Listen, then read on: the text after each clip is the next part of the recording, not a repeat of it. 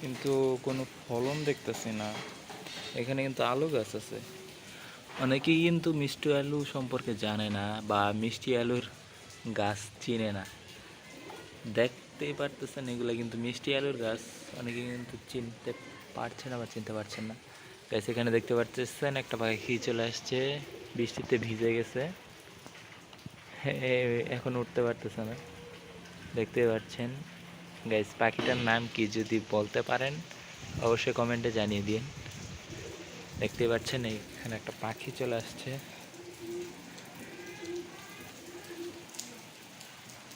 পাখিটা কিন্তু ভিজে গেছে, এখান থেকে উঠতে পারতেছে না, এখানে বসে আছে, দেখতে পাচ্ছেন।